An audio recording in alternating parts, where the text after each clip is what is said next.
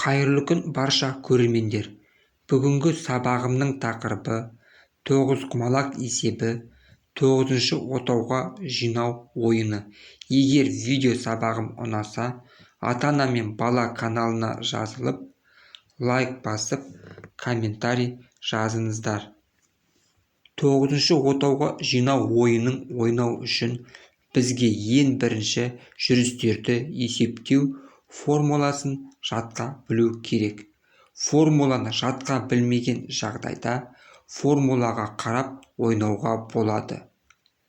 Тоғызқұмалақ ойнайтын ойыншылар үшін жүрістерді есептеу формуласын жатқа білу керек.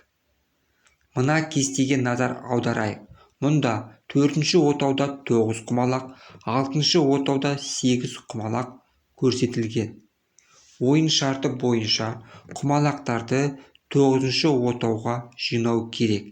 Егер 6-шы отаудағы 8 құмалақты жүретін болсақ, соңғы құмалақ қостаушының 4-ші отауына түседі.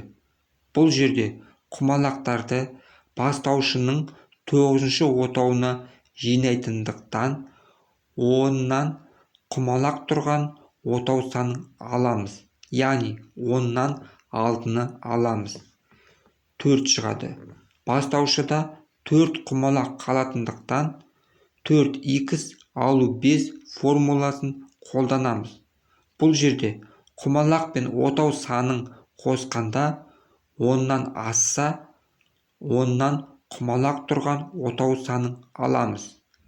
4-ші отауда 9 құмалақ болса, 4-ке 9-ды қосқанда 13 болғандықтан оннан 4-ті аламыз. 6 шығады. 6х алу 14 формуласын қолданамыз. Бұл есепті былай шығарамыз. Құмалақтарды бастаушының 9-ші отауына жинасақ, 4-ші отауда 9 құмалақ болса, 16 жүріс болады. 6-ші отауда 8 құмалақ болса, 7 жүріс болады. Ал енді сіздерге 9-ші отауға жинау ойынның қалай ойнау керектігін көрсетемін. Мұнда бірінші кесте сызамыз.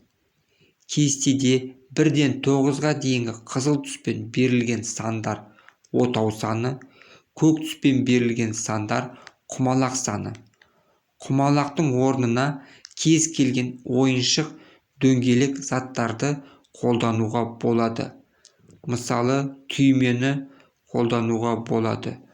Мұнда жүрістерді жеке есептейміз. Кестеде 6-шы отауда 3 құмалақ болса, 3х алу 2, 4-ші отауда 4 құмалақ болса, 4х алу 5 формуласын қолданамыз.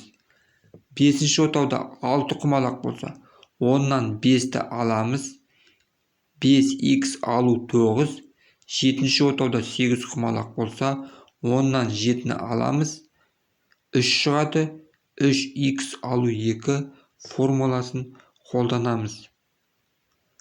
9-ші отауға жинау ойынның кесте сызбай жазбаша жазу арқылы да ойнауға болады. 9 құмалақ ойнайтын ойыншылар үшін бұл ойынды уақытпен немесе ауызша өткізуге болады. 9 құмалақты жаңа үйреніп жүрген ойыншылар үшін бұл ойын жазбаша өткізіледі. Бұл ойынды тек қана 9 құмалақ ойнайтын ойыншылар ғана емес, ойын шартын түсінсе, кез келген ойыншы ойнауға болады.